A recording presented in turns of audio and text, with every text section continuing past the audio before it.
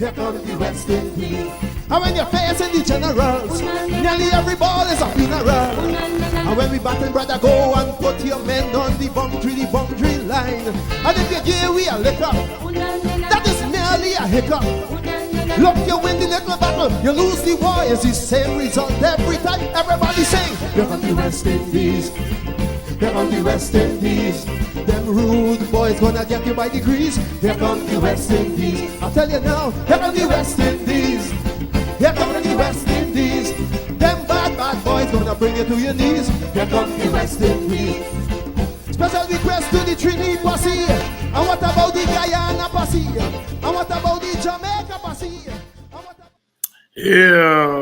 Welcome to our new Politics 101 podcast. It's our cricket podcast. West Indies Cricket 101. And we're going to try to do this on the weekends. There's been lots of requests for us to do a cricket podcast and to talk a little bit about cricket and engage in some of the issues around West Indies cricket. As you know, cricket is very much part of West Indian society,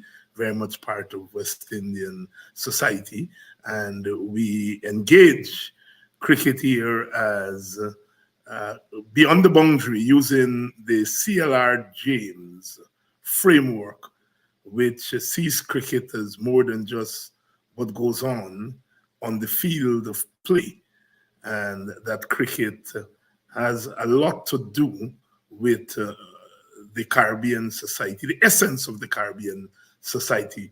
Of course, cricket, a game that was introduced to us by our former colonizer, the British, and what we have done in the Caribbean is take that game and turn it into a liberating tool, so that cricket, like any sport for us, is not just simply a sport.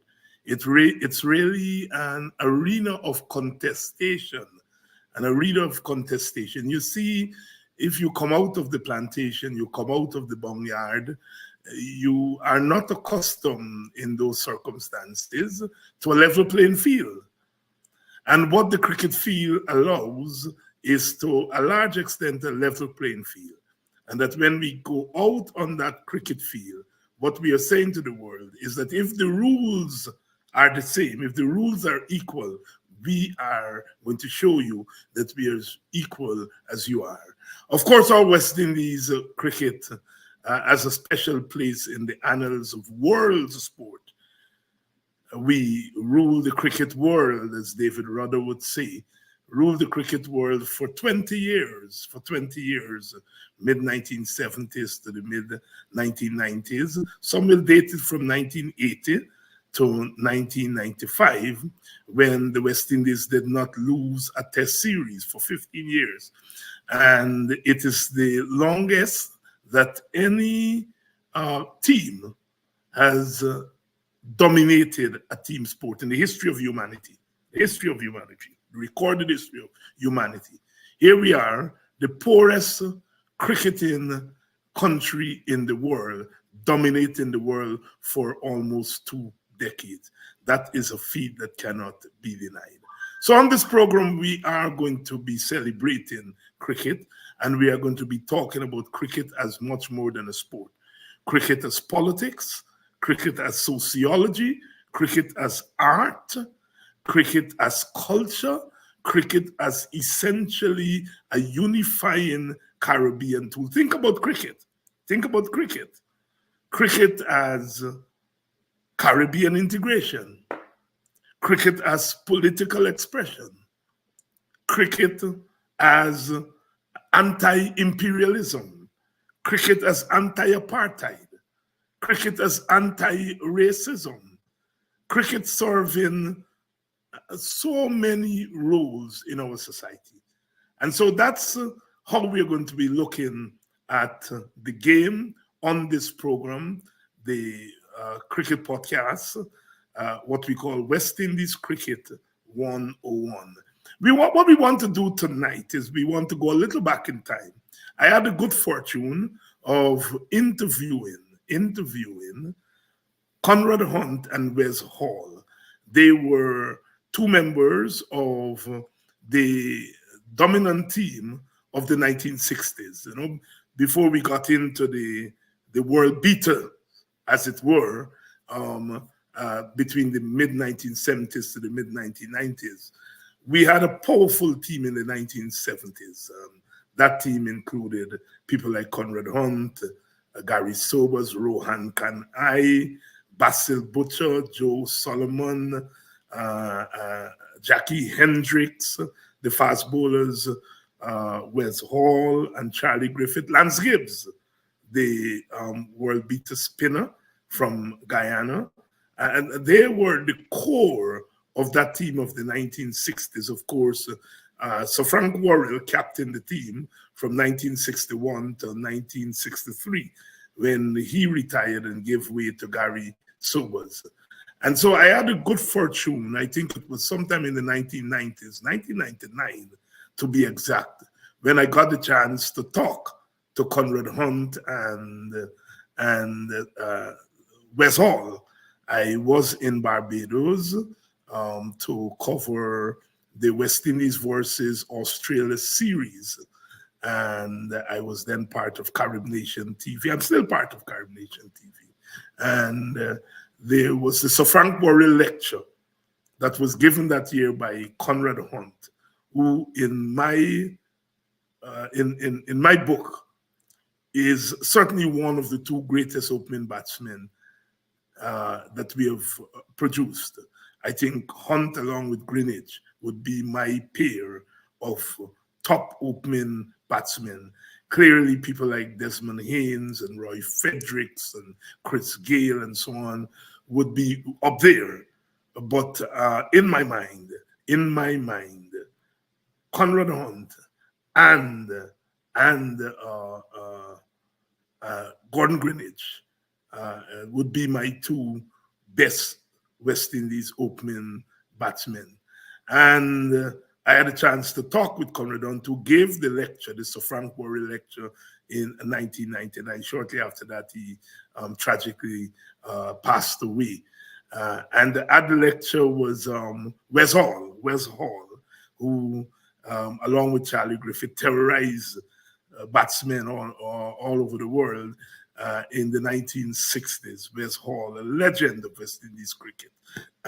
We have produced so many great fast bowlers, and I think people quite rightly rate Malcolm Marshall as the greatest of them all. And then you have, following quickly behind that, the Whisper in Death, Michael Holden, in my book, and Andy Roberts, certainly up there. Courtney Ambrose, certainly up there. And I would put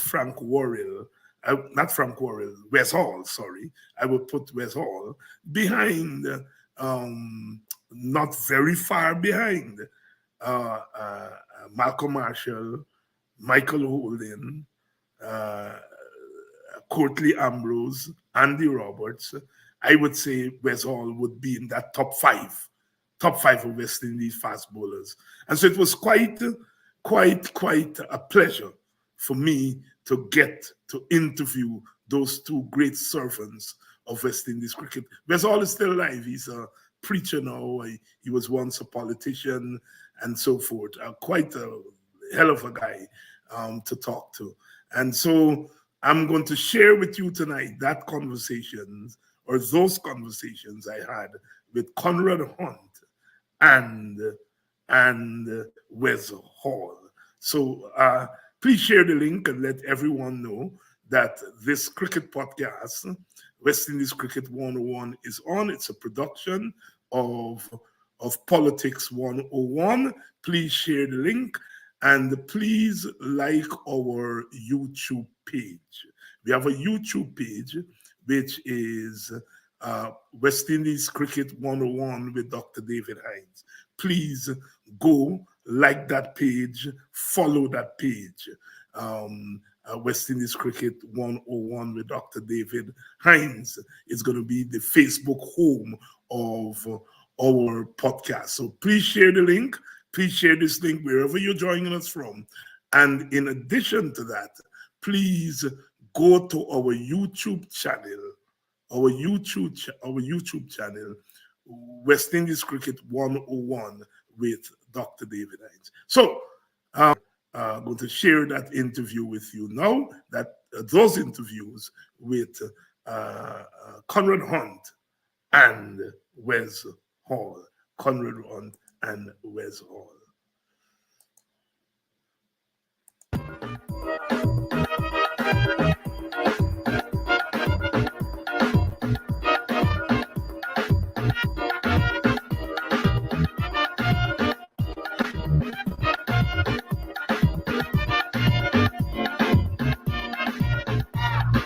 Welcome to Carib Nation. I'm David Hinds, coming to you once again from Barbados here at the University of the West Indies. We're going to talk cricket in this next half an hour, and we're going to talk with Sir Conrad Hunte, former opening batsman and vice captain of the West Indies cricket team. Sir Conrad Hunte, welcome to Carib Nation. You've just finished a stirring address on cricket and apartheid.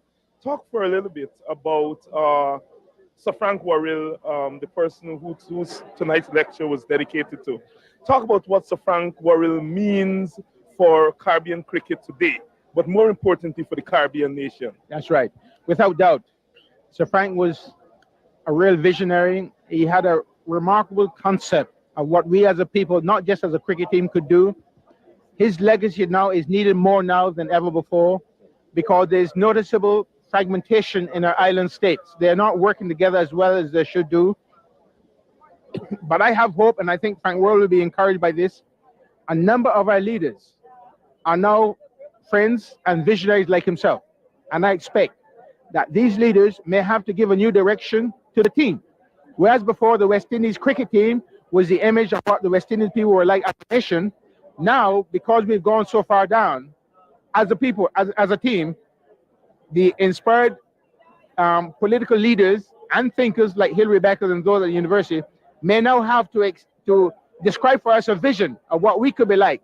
And out of that will come a new West Indies team again. You're making the link between cricket and the wider society. You said in your lecture earlier that until the Caribbean can realize that unity, that regional spirit, that only then our cricket will rise again. Let's get back to Sir Frank Worrell. You were vice captain to him. Tell me about probably one or two things that you learned under Sir Frank Worrell. Well, without doubt, the thing I learned most was his grasp of the West Indies team as a remarkable force for good.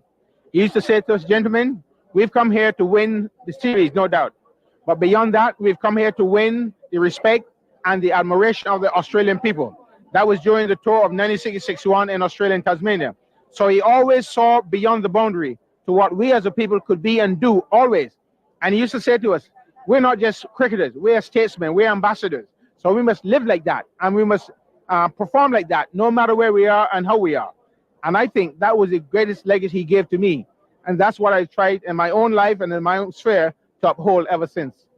You played under Sir Frank Worrell, you played under Garfield Sobers, two of the eminent captains in our time. Talk about our present captain, Brian Lara, and talk about how he fits into that long line of distinguished leadership. Well, one of the important challenges for any captain of West Indies is that he, in fact, occupies a position, in some sense, in quotes, greater than a prime minister or president. Only in the sense that 5 million people in the Caribbean are looking to him for some direction and some leadership. That is a terrible responsibility. Brian is what I call one of the new generation of people who've grown up since independence. They're 2 generations after post-independence, and they're 3 decades away from the thing that stirred us and make us great. Consequently, I think at the beginning, Brian did not understand this very well, and it affected him. But since the loss to South Africa, and since our victory in Sabina Park in the second test match against Australia, I have noticed a change in Brian Lara. I noticed a more humble person, a more realistic person. He's a terrific batter. I mean, without doubt, he's a genius as a batsman. And whatever happens, he needs to bat, make runs to West Indies all the time. And I'm glad to see that he's not only now making runs, but he's beginning to captain the side in the way how I would like to see him captain the side. You spoke movingly tonight about the fact that you were born black and you were born poor, you were born disenfranchised, and you trace the path from then to now. Link all of this up for our viewers. Yes, indeed. I've got this inner understanding of life that doesn't matter where you were born or how you were born. What matters is how you achieve, what you achieve in life, and how far you reach. So from quite early in life, at age 11, I got a vision that I was meant to be one of the outstanding people in the world. I was meant to be somebody. It so happened that I had this gift for cricket, so cricket was my vehicle for upward mobility, both socially and economically. So that is why I say I rose from poverty to plenty, from being discriminated against because I was black to being acclaimed because I was bright at cricket. And I exchanged my colonial past for an independent present. That did not give me the right just to look after myself and feel proud or puffed up.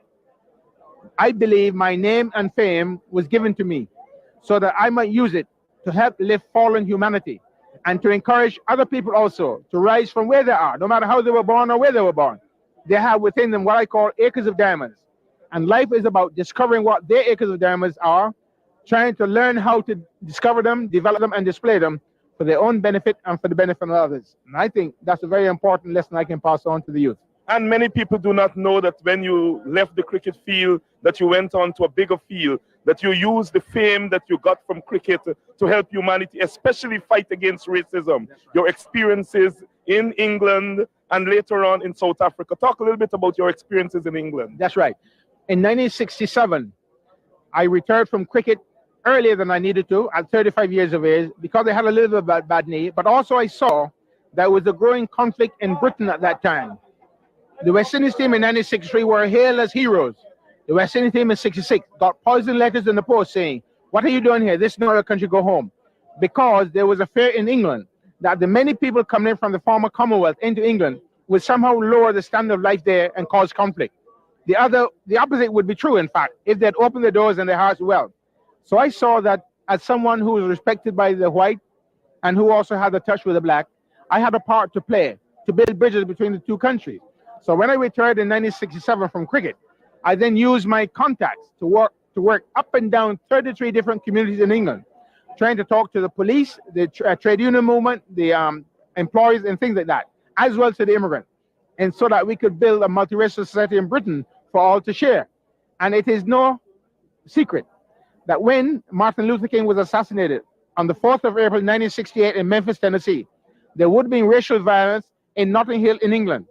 But because of the 6 months I had to work in England, rather than being with the West Indies team in Jamaica, I was able to meet some of the top leaders in the Black Power movement and persuade them that violence was not the only way to bring justice, that we had to find, like Martin Luther King, a non-violent way to bring justice.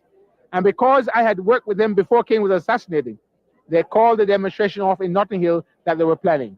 And that saved Britain, I think, a lot of maybe lives and hardship. And I'm very grateful for that. And from then onwards, the police asked me to train them in multicultural strategies and tactics to deal with a new situation in Britain, which was very new to the country. And then you ventured into South Africa, at that time most notorious for its apartheid system. Tell us a little bit about your experiences in South Africa. Well, because of my experience in England, I worked there from 67 to 80 with visits to other parts of the world. I went to Australia, New Zealand, Papua New Guinea. But with that experience, my friends in South Africa felt that I could play a part in meeting people privately, individually, and helping to bring understanding in the white community and bring hope and healing to the black community. So I went there on 6 visits from 1976 to 1989, meeting people in all different walks of life at all different levels.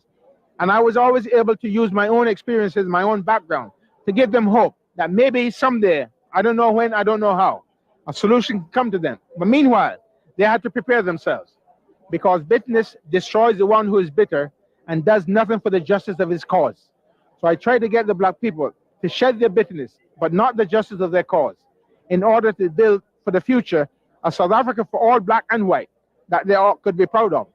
And so as a result of that, I then went back in 1991 as a cricket coach. So all of that previously, my work from 76 to 89, helped me in my work from 1992 to 1999 when I came back to Barbados. You talked about when you first went to South Africa and went to Soweto, and you look at that vast expand of land. Talk a little bit about what you felt when you looked over that township, as they call it. Well, I arrived in Soweto just 5 months after the June 16 riots of 1976.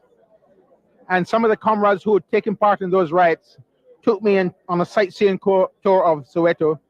And they took me to a park called the Sir Ernest Oppenheimer's Tower. And from that position, I could see a panoramic view of Soweto stretching out beneath me as far as the eyes could see. At that time, conservative estimates said 3.5 million people lived there. Today is more like 5.3 million. It's the 5th largest city in the Southern Hemisphere. From that position, they showed me how that the police, with their brutal tactics, had caused them to react, and they burnt the bottle shops, the post offices, the libraries, and the schools in reaction to what the police were doing. And after only 3 days there, having seen some of that, and also experiencing that the people in Soweto didn't own their homes. They had no inside running water, no inside toilets, no tarred roads, no electricity. After 3 days there, I felt a deep trauma in my spirit. It so happened I went straight from Soweto to Stellenbosch, complete opposite. Stellenbosch was a beautiful university town with lovely buildings, lovely tree-lined avenues, lovely tar roads, everything. I love beauty as well. But I could not forget the agony of Soweto. And then on my third visit to Stellenbosch, a thought surfaced in my mind, and that helped me to resolve the conflicts I was feeling. The thought said, Soweto and Stellenbosch are two extremities of the same human reality. The white man needs the black man needs the white man. And by the most drastic change in the black man and the white man, South Africa will be a pattern of unity for the world. Now, I carried that hope of an answer with me in my 6 visits to South Africa, as I said, between 76 and 89. I didn't know how it would come, and I didn't know who would bring it. But then Nelson Mandela was released from Robben Island after 27 years. He was the hope, and he brought the answer. Let us get back to some purely cricketing matters. You were probably the greatest opening batsman that the West Indies has produced. And obviously we have a crisis these days with our batting in general, but our opening batting in particular. Talk a little bit about what you see as some of the deficiencies of our batsmen these days. Our present batsmen, especially openers, do not move their feet enough. When you open an innings and the ball is moving around and is new, you must be like a ballet dancer. You must be light on your feet. You must be able to move forward and backwards, sideways, and otherwise very quickly at the drop of a hat, because that ball is coming at you almost like 90 miles an hour. A number of our cricketers need to learn to skip. Like any boxer, Muhammad Ali, when they prepare for boxing, that's what they do, they skip. They must be light on their feet. Secondly, some of them show some very glaring technical errors. They play across the line rather than straight.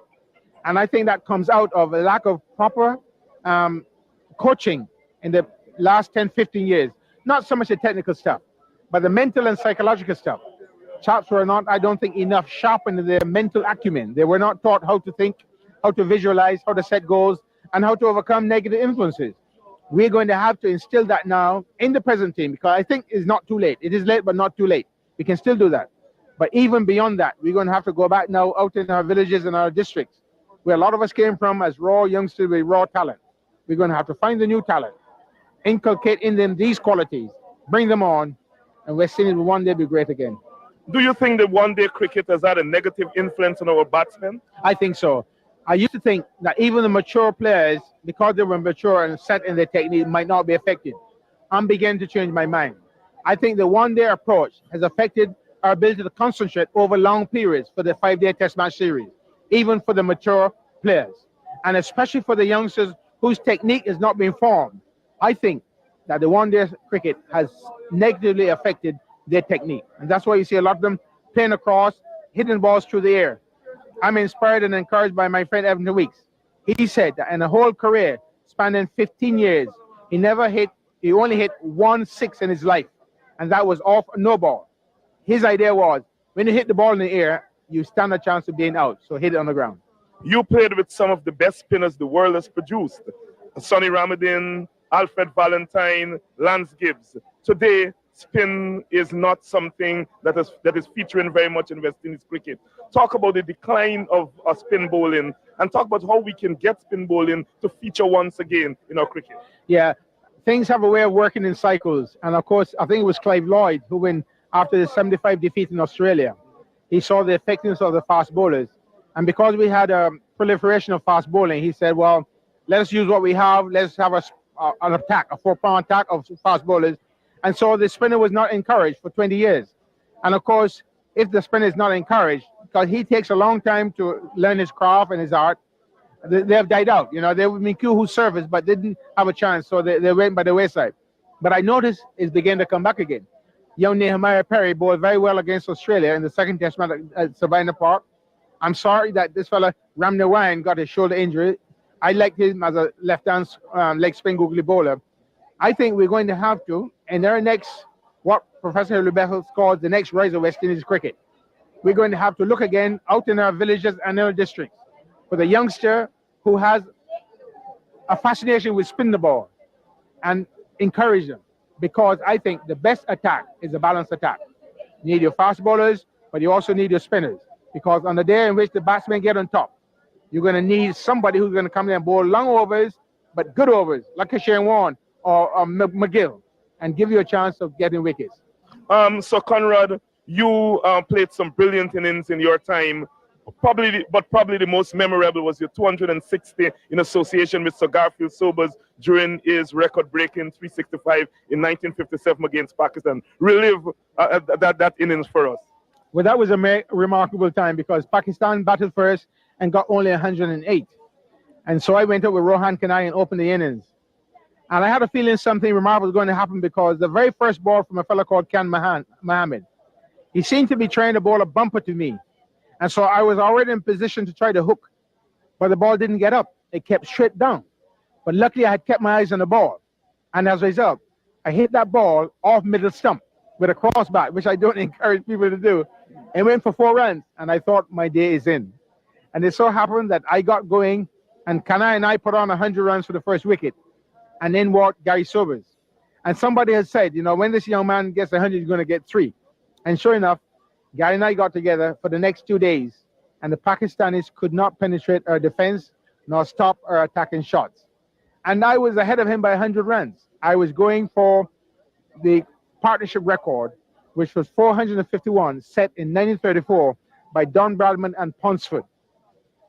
I was aware of the record. I made a fatal flaw. I did not register that Ijaz Butt was a substitute fielder at mid-wicket. I assumed that he was like the rest, leaden-footed now after 2 days in the field. But because he was fresh, I got in line and pushed the ball to his left, certain single, because we've been running so well between the wickets. But he scooped in on the ball quicker than I anticipated. He collected the ball with one hand, direct hit on the sticks on the other end, and I was just an inch out. I was absolutely poleaxed. Not so much for the individual record, but for the world record. I felt I had let Gary down. I had made a calculated error in my judgment, and as a result, was 5 runs short of that wonderful record. But all things being well, I think the right man went on to score that record because Gary is the best ever cricketer who have ever lived. Talk a little bit about Rohan Kanai. You're one of your partners in that innings. Yes, indeed. Rohan, in the 1957-58 series against Pakistan, was asked to open with me. But he's not really an opening batsman. He's really number 3. But he and I put on more 100-wicket opening partnership than any other body. In my whole long career, I had some 13 or 14 extra partners. But Rohan and I played best together as openers and also at 1 and 3 because often we got a wicket, lost a wicket early.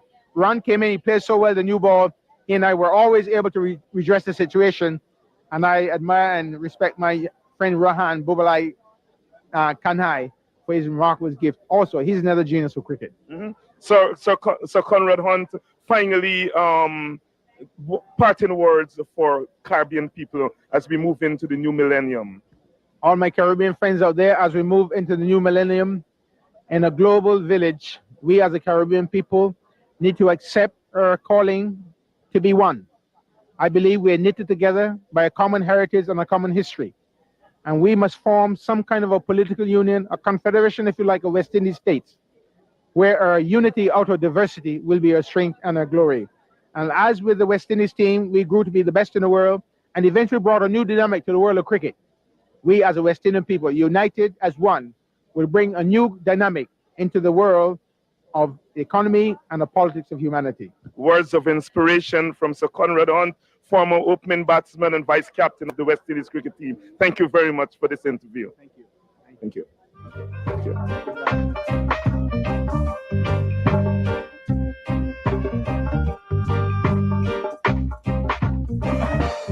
Hi, I'm Wendy Fitzwilliam, Miss Universe 1998, and I'm watching you, Carib Nation.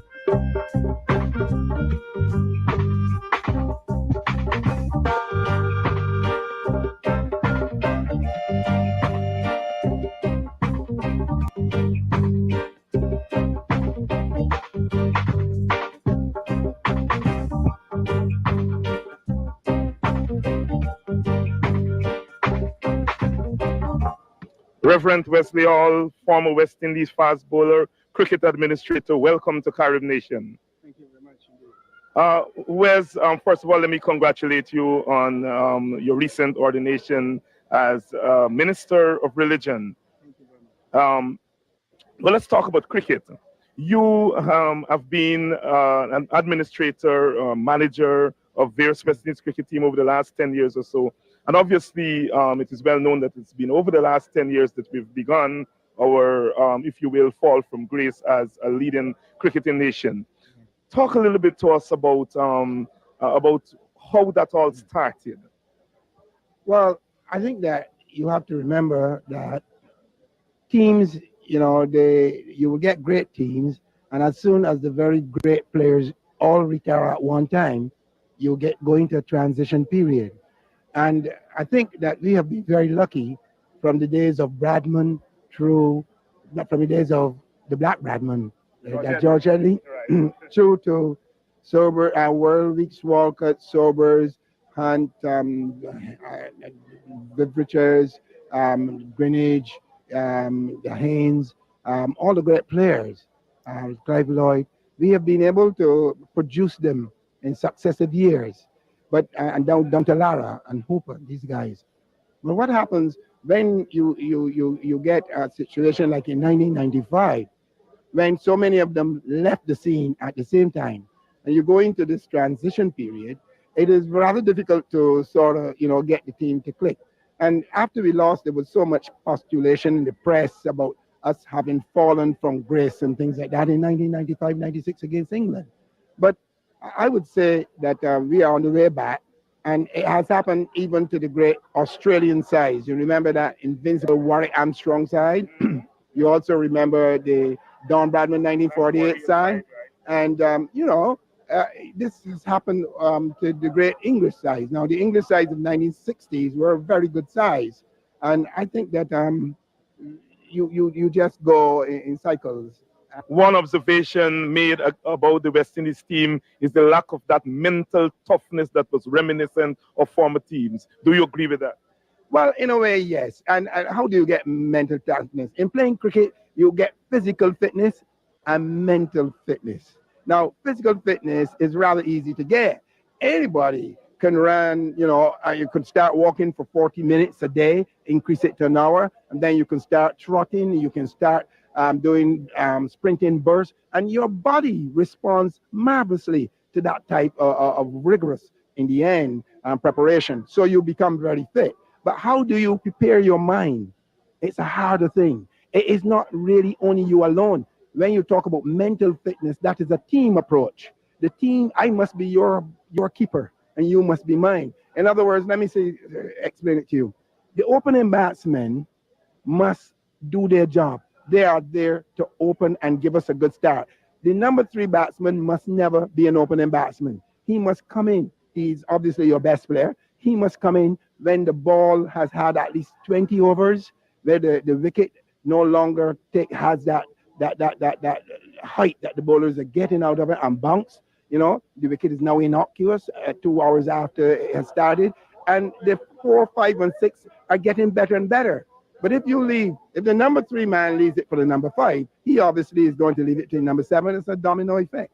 You served several stints as a selector, as chairman of the selectors, and obviously this whole issue of insularity has crept into our cricket time and time again. Talk a little bit about your experience as a selector trying to pick a cricket team, a West Indian cricket team, and coming up against criticisms from the various territories. Well, yeah, well, I've had a lot of experience managing the side when it was a world rating side.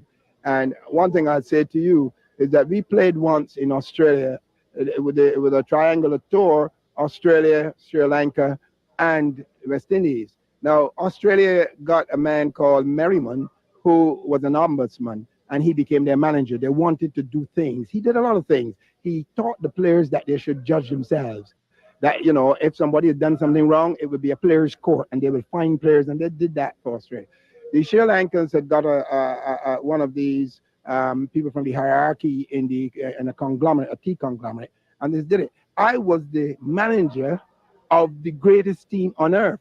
And when I came back to Barbados, I had no job just because I managed the best team in the world. That is something that you have to worry about, and players see that, and that happens. Now, as a selector, we try to play the team that is the best team for the match and for the series.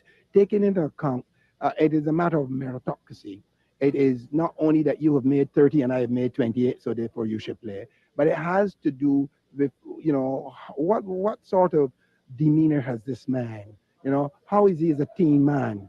Would he be the type of person that we could invest in him and he becomes a team player and, you know, and still continue to produce regularly for the West Indies? Those are the sort of things that happen. Now, sometimes when you do that, insularity creeps in. And if he's a Guyanese, well, don't go to Georgetown. He's a Bajan, don't come to Bridgetown. And if he's a Jamaican, don't go to Kingston. I mean, not that you're going to be harmed, but sometimes there's a thing called psychological abuse. It is just like a man telling the woman that he marries that when I knew you, you were nobody, or you didn't come from anywhere. That is psychological abuse. It is just as bad to her mind and her psyche as if you had give her a slap. You know what I mean? And when you have insularity among West Indian cricketers, and you find that it is affecting the selectors because of the psychological abuse, I think that's a bad thing. In the end, I think the selectors have won out. They have picked the people who they thought, you know, should play, and it's all right. But you have to remember one thing: for 18 years, the West Indies team played 29 series without losing, and you never heard anybody give any praise to a selector. So, you know, it means that if you do, you're damned, and if you don't, you're not. So it's a hard job. I enjoyed it. I tried to make sure that whenever I picked a team, it meant that we had sat down conscientiously. We had looked about what was best for West Indies cricket and not for a particular island. Wesley Hall, the Reverend Wesley Hall, thank you very much for speaking to us here on Carib Nation, and good luck on your new career in the ministry.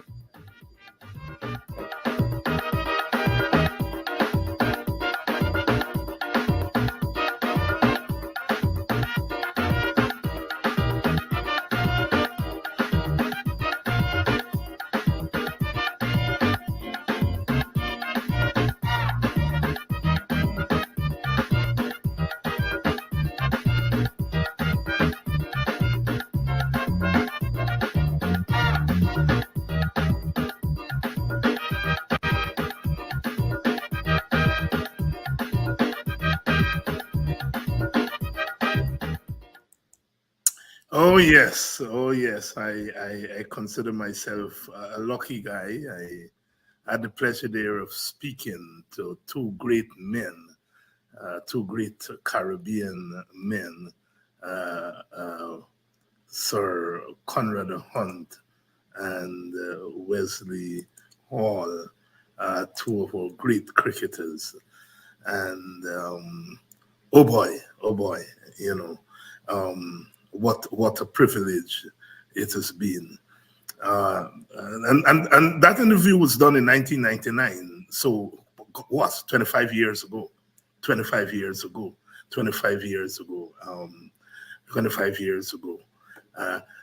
In case you're just joining us, this is This is West Indies Cricket 101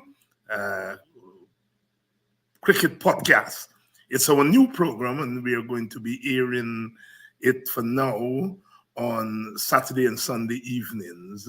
Tomorrow evening, we are going to be discussing the recently announced West Indies team for the World Cup, the T20 World Cup, which is going to be in the Caribbean and the United States of America tomorrow night at 6 p.m. Guyana time, New York time, East Coast time, as they say.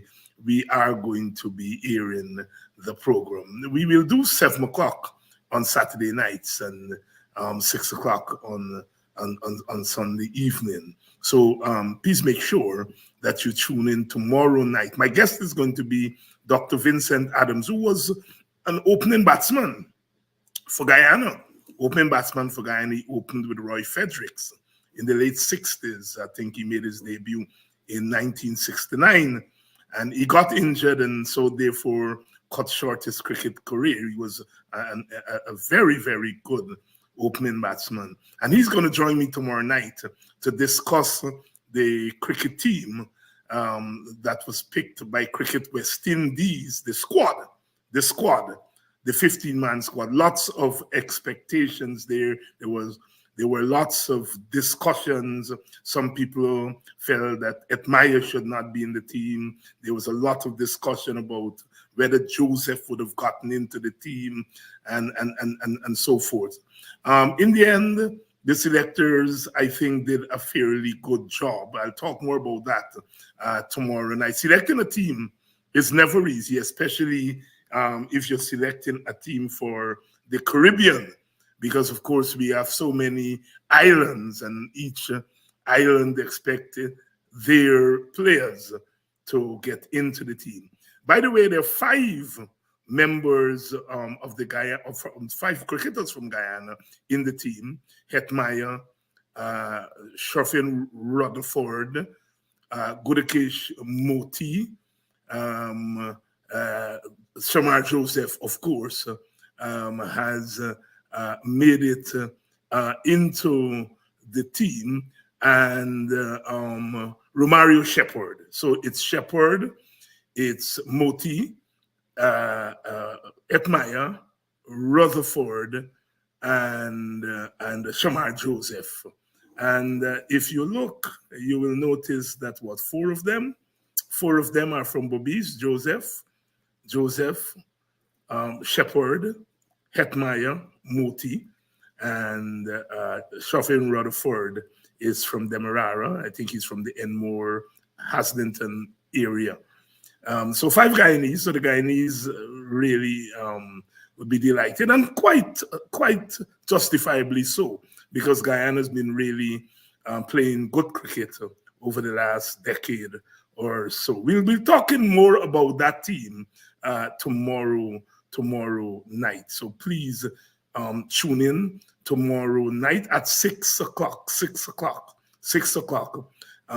when we will do our next edition of our cricket podcast, West Indies Cricket 101. It was such a delight to listen to Conrad Hunte, and cricketer turned peace activist, and his eloquence about the role of cricket and its stress on regional integration. It's still a dream. It's still a dream. Remember, we did the federation 1958 to 1962. Jamaica held a referendum and so split it apart.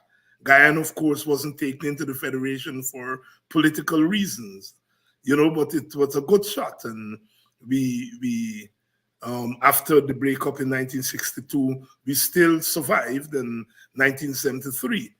CARICOM, the Treaty of Chaguaramas, when the Big Four, Jamaica, Barbados, Trinidad, and Guyana, inaugurated CARICOM, and CARICOM is still around. It's still around 51 years later. 51 years later, many people feel that we could be closer as a region. But you know, the further we get from independence and the more we've developed into these nation states, it becomes very difficult for political integration. But certainly there's functional integration, economic integration. We still are searching for that single economy. I think we have moved close to a single market. Hopefully we can get to a single economy. We have a court, we have a CCJ. Not all the countries have signed on to the CCJ, but it's there, and they're subject to the rulings of the CCJ, even if they are not part of the CCJ. But it was so heartening to hear Conrad Hunte really talking about Caribbean integration as the way forward. I tell the story all the time of CLR James slipping that note in the pocket of Frankie Worrell as he was leaving at the helm of the West Indies team to go to Australia in 1960-61. And the note said something to the effect that, you know, if you were able to give a good account of yourself in Australia, it will prove to the world that the West Indies is ready to govern itself. CLR James had campaigned tirelessly for a black man to be named the full-time captain of the West Indies. So Frank Worrell became that person, the first black man full-time. And I say full-time because George Headley had captained the team once before. I think it was the 1948 series against England. I think. And he had captained one test match, because the regular captain had gotten injured, and so he was a stand-in captain. And once the regular captain came back, Headley no longer captain. By then, Headley was in the twilight of his career, and so therefore, so Frank Worrell was the first full-time captain of the West Indies. And I think he captained for 15 test matches, 1960-61 in Australia, 1962 against India. I think we demolished India 5-0. Of course, in 1960-61, we lost to Australia 1-2, but it was such an exciting series. It was the series of the tight test match that the Australians really gave a standing ovation, a farewell, motorcade, really, for the West Indies. And I think that series really, in a sense, reinvented cricket and put the West Indies brand of cricket on the map. And like I said, in 1962, Frankie Worrell led the team to 5-0 against India. 1963, we won against England 3-1. I think 3-1. And then Worrell retired. He had captained 3 series, 15 test matches, and handed it over to Gary Sobers, who was and still is the greatest cricketer that ever lived. Sobers was 5 cricketers, could make the team. He could make the team purely as a batsman.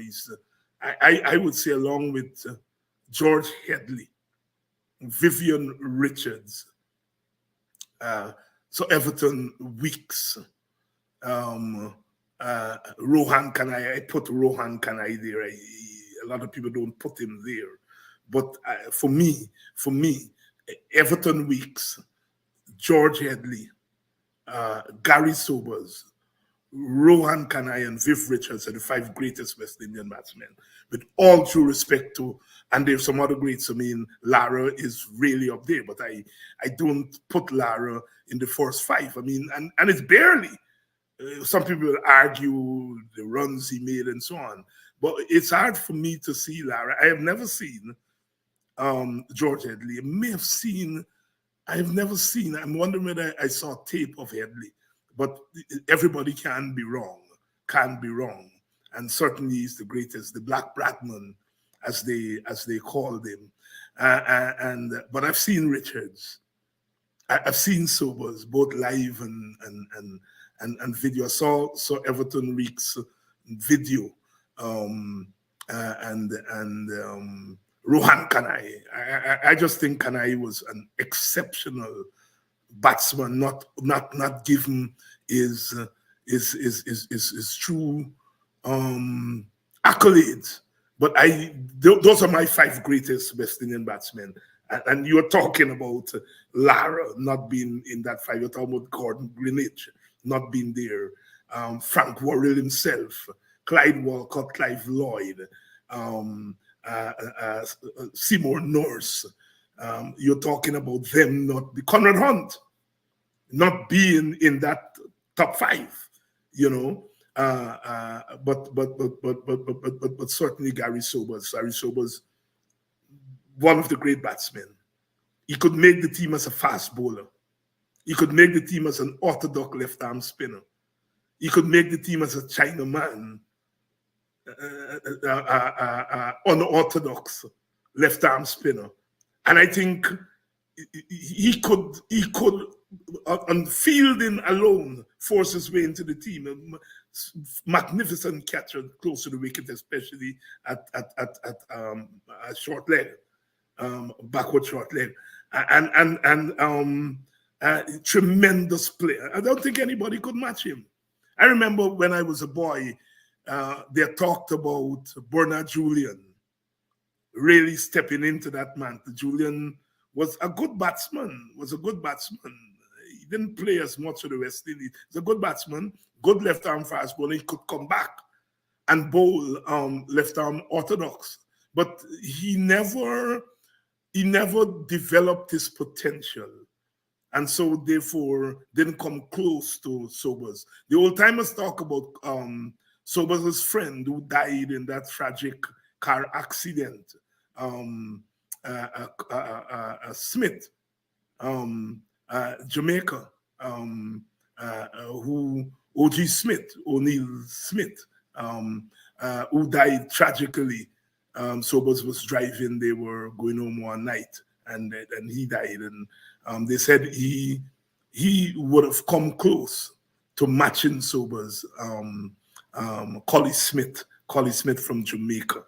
But so we have had good all-rounders in the West Indies and around the world, but none could come close to the great Garfield St. Albans Sobers out of Barbados, West Indies. Sobers, of course, captained the team from 65 to 73. The team had begun to decline on the Sobers. Begun to decline, and by 1973, they had given the captaincy to Rohan Kanai. Kanai was in the twilight of his career. He captained, I think, for about 10 test matches or thereabout. I know he captained against Australia in 1973, against England in 1974, in the West Indies, and in England in 1973, a 3-match series. So he would have captained 13 test matches. 1973 against Australia, 1973 in England, 1974 when England came to the West Indies, and then it was turned over to the greatest of them all, Clive Lloyd, who captained for 74 test matches. And so we have a lot to celebrate in our cricket, and we are looking forward to see what can come of this 2020. I am not a big 2020 fan, but I have no choice.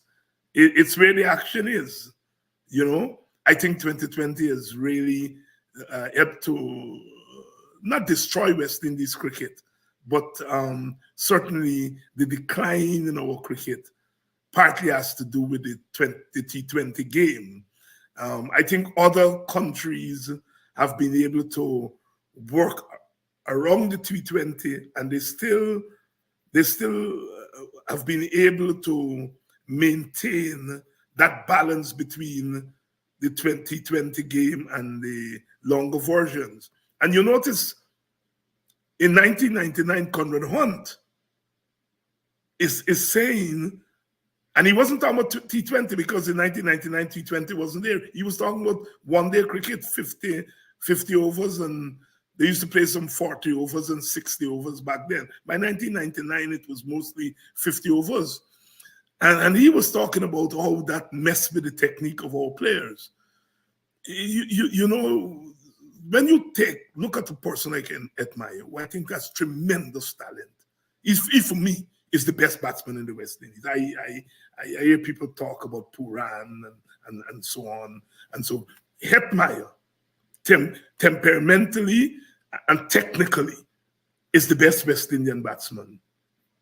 And I think whether it's T20, one-dayers, or test, and he ought to be playing test matches. He ought to be playing test matches, right?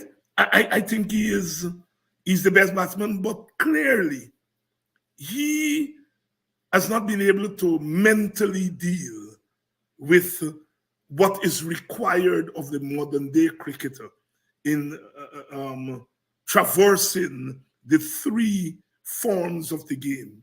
And he has not been able to mentally deal with it.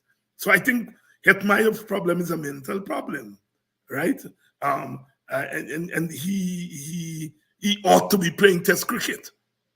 He ought to be playing test cricket. But the selectors have pigeonholed him into a one-day cricketer, a T20 finisher, and you know, they pick specialist team. My thing is you pick your best team. Your best team. I think Hetmyer and Puran should be playing test cricket. Should be playing test cricket. And the West Indies should put them on the park. You see? But clearly you take Hetmyer, he gets out caught at deep mid-wicket most of the time. Because it's a T20 game and he's not playing enough 4-day and 5-day cricket, where he gets a chance to acclimatize himself. And I think the Cricket West Indies has to stop this nonsense of pigeonholing. You take Obed McCoy. He's not in the 2020 team. But Obed McCoy was sitting at home while the 4-day game is playing, the recently concluded West Indies series. And he's not turning out. He's not turning out for the Windward Islands. And he's a good enough bowler, should not just be playing 2020. But he doesn't play one-day cricket. He doesn't play 4-day cricket. He's sitting at home. And he could have been playing some 4-day cricket, sharpening himself to be more in contention for the 2020 game. Same thing with Fabian Allen, sitting there in Jamaica. Well, Jamaica is doing miserably. But because we say Fabian Allen is a 2020 specialist, he's sitting there and not playing. You know? Our boy,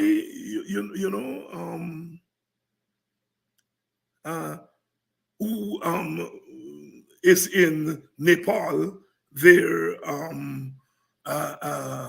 with the team, he was injured during the 4-day series, and so he didn't get to play. But I think all these players should be playing all versions of the game.